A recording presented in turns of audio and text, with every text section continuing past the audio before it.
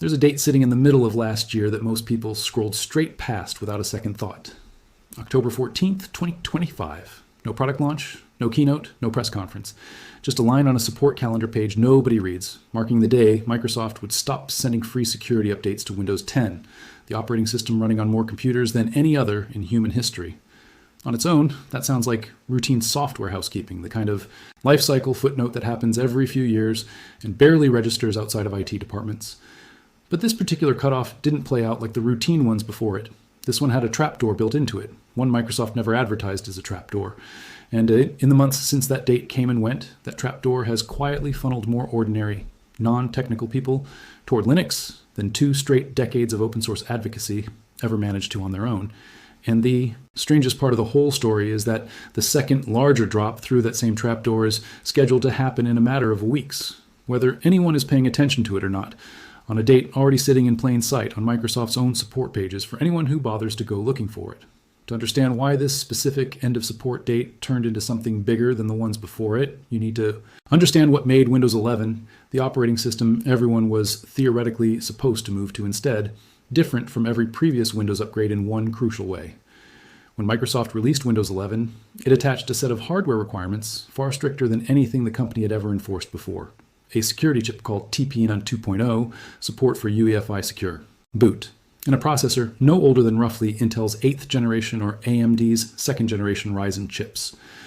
Previous Windows upgrades, going all the way back through Windows 7, 8, and 10 itself, had mostly run on whatever hardware happened to be sitting under the keyboard, sometimes with minor performance caveats, but rarely an outright refusal to install at all. Windows 11 was different. If your machine didn't have that specific security chip or the right generation of processor, Windows 11 simply would not install through any normal, supported path, full stop, regardless of how fast your computer otherwise still ran, regardless of how many more years of useful life it clearly had left in it. Microsoft's own justification for that decision wasn't unreasonable on its face. Modern ransomware and firmware level attacks increasingly target exactly the kind of low-level system weaknesses that a dedicated security chip and secure boot process are specifically designed to close off. And there's a real defensible security argument for drawing a harder line than the company had in the past. The backlash to that hard line was immediate and loud enough that Microsoft spent years fighting a slow, escalating battle against its own users trying to get around it. Enthusiasts quickly discovered registry tweaks and installer bypass tricks that let Windows 11 install anyway on unsupported hardware, and for a while, Microsoft mostly tolerated it, publishing an official support document that explicitly acknowledged the workaround existed, while warning in fairly blunt language that anyone using it should expect compatibility issues and accept full responsibility for whatever went wrong. Over the following years, the company tightened that door further, patching out specific bypass methods one at a time as the community found new ones to replace them, an ongoing, faintly absurd arms race between a trillion-dollar software company and hobbyists trying to keep their own perfectly functional laptops running the current operating system. That fight, on its own, tells you Microsoft never fully closed the door on unsupported hardware working at all. It just made absolutely sure that path came with 0 official support, 0 guaranteed updates through it, and constant risk that the next patch might break it entirely, which meant it was never a real solution for the average non-technical owner of one of the many millions of affected machines, only ever a workaround for the minority willing to tinker. But a defensible security argument and a stubborn hobbyist workaround for the few willing to use it doesn't change the practical math sitting underneath all of it for everyone else, and that math turned out to be staggering. Research firm Canalys estimated that roughly 240 million Windows 10 devices worldwide would never qualify for the Windows 11 upgrade under those hardware rules. Full stop, no workaround, no simple settings change, nothing short of buying different hardware entirely. Other analysts, factoring in every still functioning PC running anything older than Windows 10 as well, pushed estimates as high as 400 million machines caught in the same limbo. One industry commentator, trying to make that number viscerally understandable, calculated that if every one of those 240 million ineligible laptops were stacked flat on top of each other, the pile would tower hundreds of kilometers past the distance from the Earth to the Moon. That's not a hypothetical. That's an estimate of real, working, otherwise perfectly usable machines suddenly sitting on the wrong side of a line Microsoft drew with a spec sheet. And the clock kept ticking regardless of how many machines were still stuck on the wrong side of that line. Independent tracking firm Lansweeper, auditing tens of thousands of real business networks in the run-up to the deadline, found that as late as several months before the cutoff, well over 40% of the business PCs it scanned still failed Windows 11's hardware checks outright, and that a staggering 82% of all the Windows devices it measured were still running Windows 10 at all, let alone anything newer. Microsoft wasn't drawing this line in the dark, unaware of how many people stood on the wrong side of it. The company had years of its own telemetry and years of independent research, all pointing at the same uncomfortable number, and it drew the hard deadline anyway. This wasn't Microsoft's first time walking a huge installed base off a cliff like this either, though the scale this time dwarfs the last comparable moment. When Windows XP finally lost support back in 2014, nearly 13 years after it first launched, a similar wave of headlines warned about tens of millions of machines suddenly running unpatched software, and much of that installed base simply limped along anyway, ignored by its own owners, quietly vulnerable. Without anything close to an organized alternative operating system movement ready to catch the people falling off that particular cliff. Linux in 2014 was nowhere near as polished, as beginner-friendly, or as widely supported by everyday software and hardware as it is now, and there was no coordinated campaign standing by specifically built to intercept displaced Windows users at the exact moment they needed somewhere else to go. That's arguably the biggest structural difference between the two events. The XP cutoff created a mess. The Windows 10 cutoff created a mess, and for the first time, arrived into a world that already had a genuinely ready, organized, non-technical friendly off-ramp waiting for it. So October 14th, 2025 arrived, and Windows 10 support genuinely ended, exactly as scheduled, exactly as promised. Free feature. Updates, gone. Free routine security patches, gone. For any Windows 10 machine not specifically enrolled in a separate bridge program, the operating system would keep booting, keep running, keep opening your browser and your documents exactly as it always had. But every single vulnerability discovered in it from that day forward would simply never get patched, leaving a machine that felt completely normal on the surface, quietly turning into a more attractive target for exactly the kind of attackers who specifically hunt for unpatched, aging software running on systems their owners haven't gotten around to replacing. The stakes here aren't purely theoretical either, and they extend well past individual households worried about a slower laptop.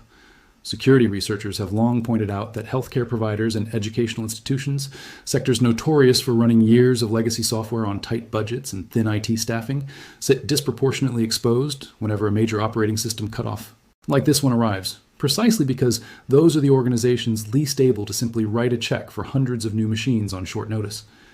A hospital running diagnostic equipment tied to a specific aging Windows 10 build doesn't get to simply upgrade the way a home user might.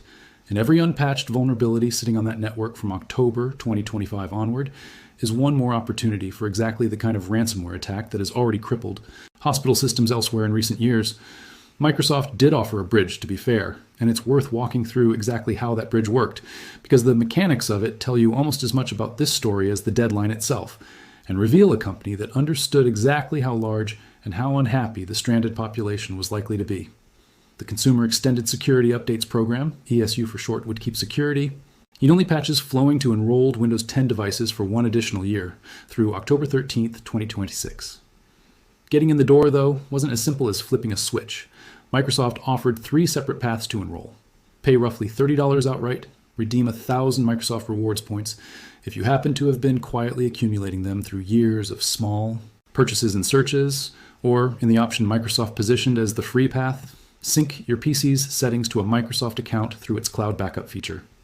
Notice what that supposedly free option actually asks for.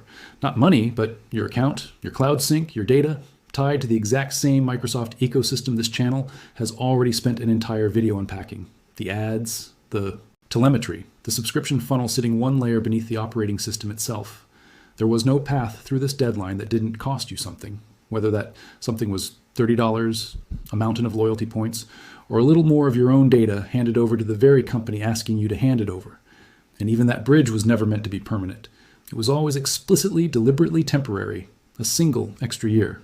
And nothing more, a fact Microsoft stated plainly on its own support pages from the very beginning. Which means, and it's worth sitting with this for a second because almost nobody talking about this story right now is pointing it out, that bridge runs out on October 13th, 2026. Not next year, not someday, less than 2 months from when this video was recorded.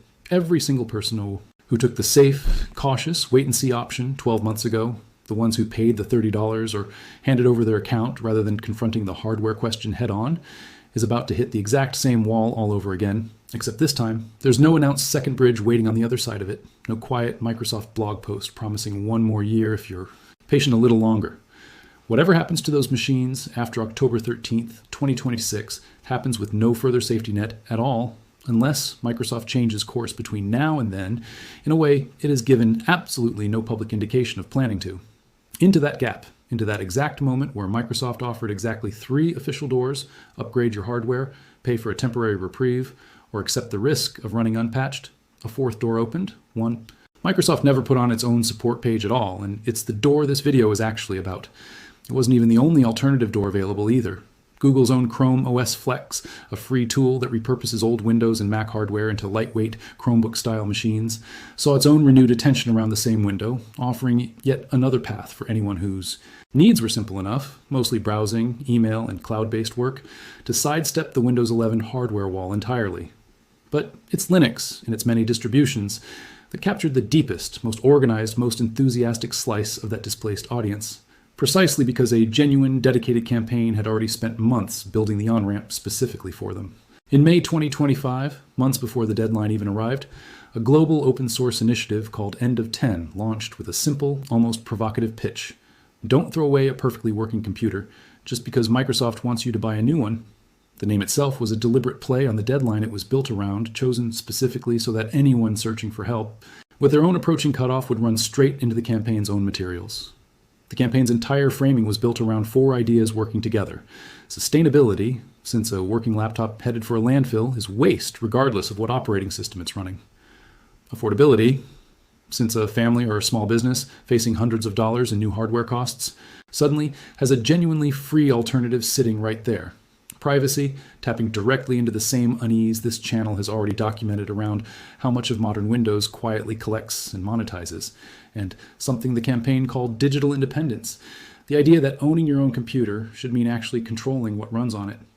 Local chapters of the campaign focused specifically on building volunteer help networks and educational material aimed at people who had never opened a terminal window in their lives and had no interest in ever starting to treating the actual installation process as something a knowledgeable volunteer could walk a stranger through rather than something that demanded weeks of independent research. First, crucially and deliberately, the campaign never pushed one single specific Linux distribution as the answer. It positioned itself as an on-ramp, pointing displaced Windows users toward whichever flavor of Linux best matched their comfort level, with local volunteer networks and educational material built specifically for people who had never touched anything but Windows in their entire lives. You could read all of that as pure advocacy, well-meaning, but ultimately marginal if the actual download numbers hadn't backed it up so clearly. Zorin OS, a Linux distribution specifically designed to look and feel familiar to someone coming straight from Windows, timed the release of its 18th version deliberately around the Windows 10 support cutoff. In a little over 2 days after that, release went live. Zorin's own team reported roughly 100,000 downloads, and, more tellingly, said the large majority of that traffic was coming from people actively running Windows at the moment they hit download, not from the existing Linux community simply grabbing the latest update out of habit. That's not a rounding error in a hobbyist community. That's 100,000 individual decisions made inside a 72-hour window by people who had just watched their own operating system support run out and went looking for exactly the kind of alternative End of 10 had spent months building a bridge toward. Community trackers and distro mirrors across the wider Linux ecosystem reported the same shape of spike in the weeks around the cutoff, ISO downloads climbing, migration guide searches climbing, forum threads full of first-time Linux users asking painfully basic questions that only made sense coming from someone who'd been using Windows exclusively until a few days earlier, questions about where the start menu equivalent had gone, or how to open a file that used to just double-click into an application without a second thought. That specific texture of confusion, gentle, slightly overwhelmed, distinctly non-technical, is itself evidence worth taking seriously. Seasoned Linux hobbyists don't ask those questions.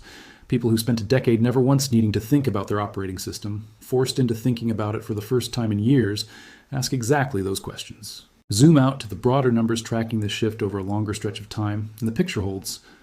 Global desktop Linux market share, tracked by StatCounter, had already been climbing steadily in the years leading into this deadline, crossing roughly 4% worldwide by the middle of 2025, and pushing past 5% in the United States, specifically not long after, a threshold.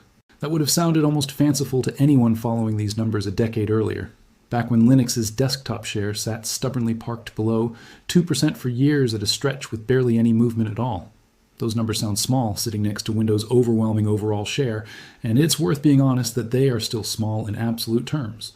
But percentage points at that scale, across an install base measured in the billions of devices, represent millions of individual, real machines, and the timing of the acceleration lines, up precisely with the deadline this video has been walking through, not with some unrelated cultural moment or coincidence.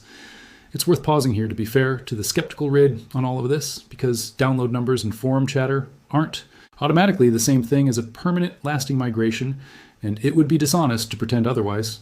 Several of the outlets tracking the surge explicitly caveated their own numbers this way, noting that a download spike measures curiosity and intent, not confirmed long-term commitment, an important distinction that's easy to lose in the excitement of a genuinely striking headline number.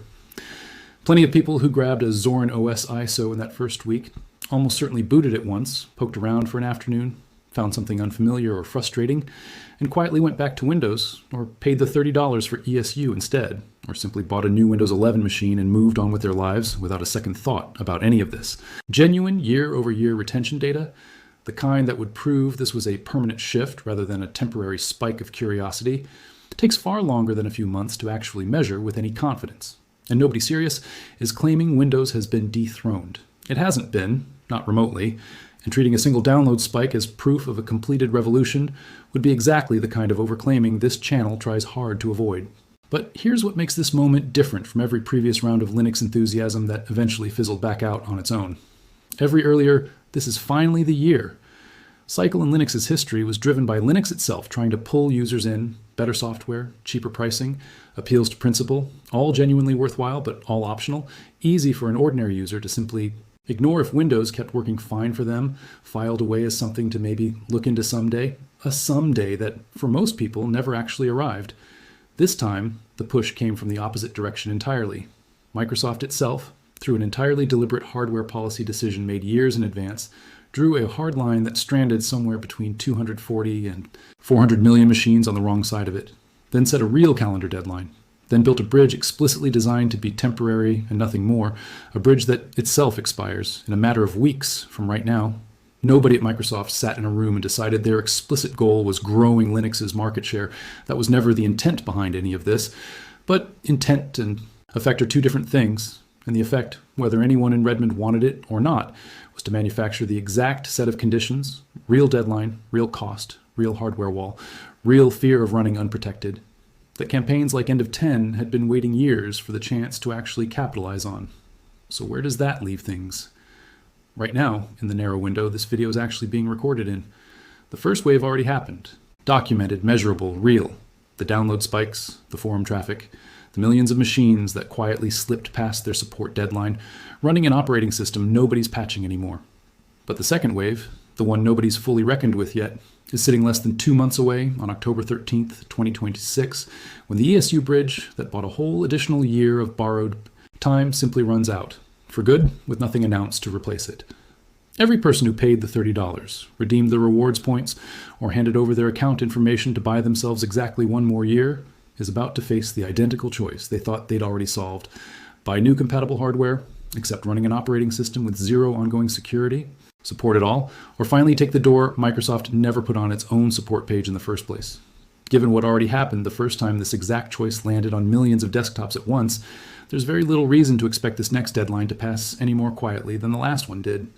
Picture the shape of what that second wave could actually look like, based on everything the first one already demonstrated, and on how much better prepared every side of this story now is to meet it. Every one of the tracking mechanisms that lit up around October 2025, the download spikes, the migration guide searches, the first-time user forum threads, has no obvious reason to behave any differently in October 2026, and every reason to potentially behave more dramatically, since this time there's no ambiguity left about what's coming. The first deadline caught plenty of people by surprise, still hoping Microsoft might quietly extend things further the way it has with other products in the past, based on years of the company occasionally softening its own hard lines when the backlash got loud enough. Nobody paying even casual attention gets that same excuse twice. Distro projects like Zorin already know exactly which calendar week to time their next release around. Campaigns like End of 10 already have a full year of outreach material, volunteer networks, and lessons learned from the first wave sitting ready to redeploy at a moment's notice, without having to rebuild any of the groundwork from scratch the way they did the first time around. If the first cutoff was the trial run, nobody quite realized they were watching. The second one arrives, with the entire playbook already written on both sides of the fence. None of that guarantees Windows loses its dominant position anytime soon, and it would be a mistake to walk away from this story thinking the desktop balance of power has fundamentally flipped overnight. Windows still runs on the overwhelming majority of the world's personal computers, backed by decades of software compatibility, institutional habit, and sheer installed inertia. That no single deadline, however dramatic, is going to erase in a year or two. It will keep doing so for the foreseeable future, regardless of how this particular deadline plays out. And anyone predicting Microsoft's imminent collapse based on a single download spike is getting ahead of what the actual evidence supports. But dominance and inevitability aren't the same thing, and what October 2025 proved in hard, measurable numbers rather than hopeful speculation is that a real forced deadline, backed by a real hardware wall Microsoft built entirely on its own, is capable of moving more ordinary people toward Linux in a matter of days than years of enthusiast advocacy ever managed on persuasion alone. Whatever happens on October 13th, 2026, that lesson doesn't require Microsoft's permission to keep repeating itself, and it doesn't require Microsoft's cooperation either. Every additional deadline the company sets in the years ahead, for Windows 11 itself, for whatever comes after it, carries the exact same latent risk baked in now, a risk Microsoft only fully discovered the size of after the first wave had already happened. The company spent years building a wall meant to move its own users forward, onto newer, more secure hardware, inside its own ecosystem. What it may have actually built this time is the widest on-ramp Linux has ever been handed, free of charge, by the one company with no interest in ever admitting it.